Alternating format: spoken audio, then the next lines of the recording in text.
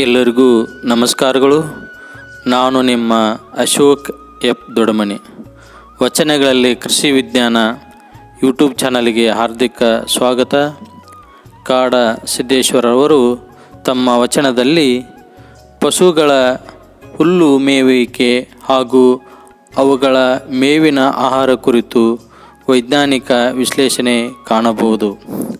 ಶಿವಶರಣರ ವಚನ ಸಂಪುಟ 10 ವಚನ ಸಂಖ್ಯೆ 472ರಲ್ಲಿ ವಚನ ಈ ರೀತಿಯಾಗಿದೆ: ನೀರಿಲ್ಲದೆ ಬೆಳೆದ ಹುಲ್ಲು ಮೇಯ್ದ ಪಶುವಿನ ಹಾಲು ಸಣ್ಣವರಿಗಲ್ಲದೆ ದೊಡ್ಡವರಿಗೆ ಇಲ್ಲ.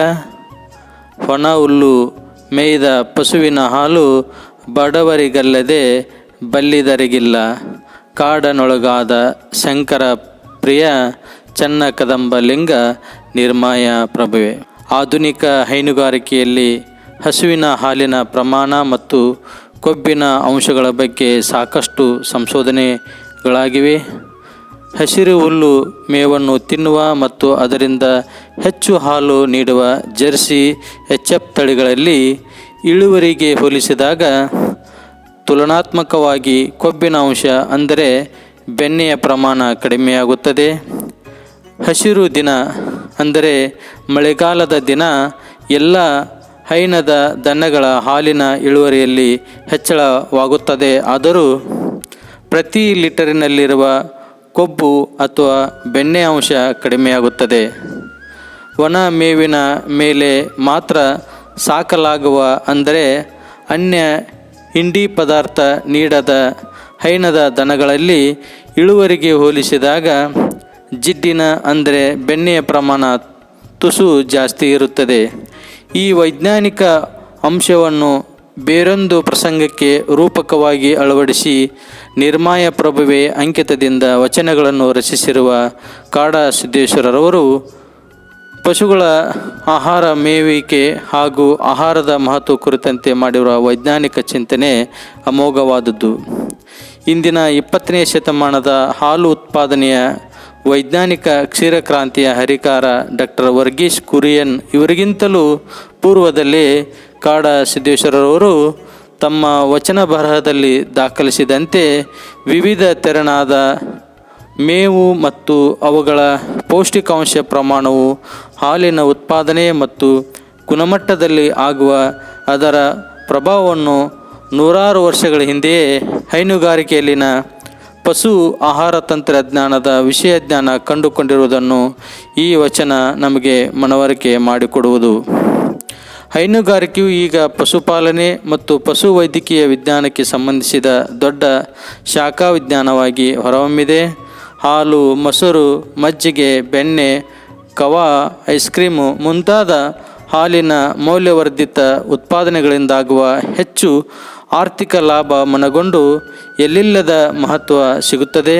ಕೃಷಿಯೊಂದಿಗೆ ಇದುವರೆಗೂ ಉಪಕಸವಾಗಿ ಪೂರಕ ಚಟುವಟಿಕೆ ಎಂದು ಗುರುತಿಸಿಕೊಂಡಿದ್ದ ಹೈನುಗಾರಿಕೆ ಈಗ ಪ್ರಮುಖ ವೃತ್ತಿಯಾಗಿ ಅನೇಕರನ್ನು ಆಕರ್ಷಿಸುತ್ತಿದೆ.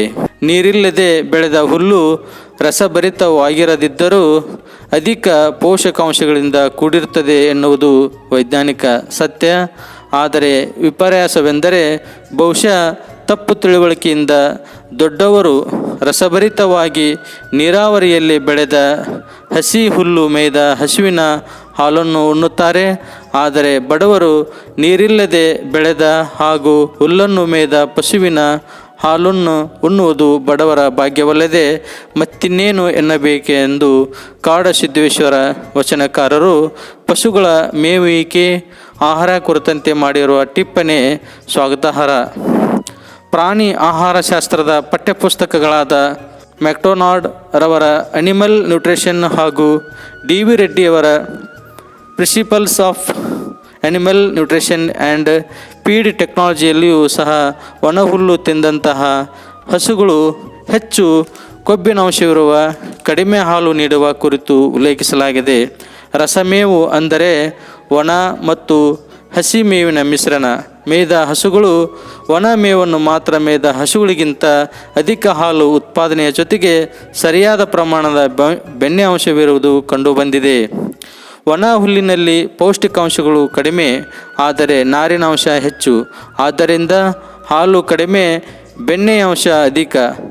ಹಸಿ ಹುಲ್ಲಿನಲ್ಲಿ ಒಣ ಹುಲ್ಲಿಗಿಂತ ಹೆಚ್ಚಿನ ಪೌಷ್ಟಿಕಾಂಶಗಳಿದ್ದು ನಾರಿನಾಂಶ ಕಡಿಮೆ ಇರುವುದರಿಂದ ಹಾಲು ಅಧಿಕ, ಬೆಣ್ಣೆಯ ಅಂಶ ಕಡಿಮೆ. ಕಾಡಸಿದ್ದೇಶ್ವರ ಅವರು ಬಹಳ ಹಿಂದೆ ಈ ವೈಜ್ಞಾನಿಕ ಮಾಹಿತಿಯನ್ನು ತಮ್ಮ ವಚನದಲ್ಲಿ ತಿಳಿಸಿದ್ದಾರೆ ಹಾಗೂ ಇತ್ತೀಚಿನ ಹಲವಾರು ಸಂಶೋಧನೆಗಳಲ್ಲಿ ಅವರ ವಚನ ದೃಢಪಟ್ಟಿರುವುದನ್ನು ಕಾಣಬಹುದಾಗಿದೆ.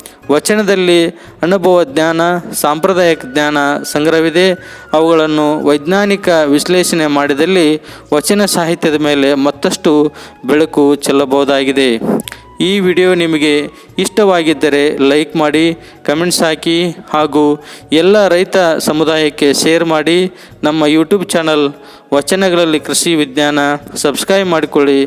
ಮುಂದೆ ಮತ್ತೊಂದು ಕೃಷಿ ವಚನದೊಂದಿಗೆ ಮತ್ತೆ ಬರುತ್ತೇನೆ. ಧನ್ಯವಾದಗಳೊಂದಿಗೆ ಎಲ್ಲರಿಗೂ ನಮಸ್ಕಾರಗಳು.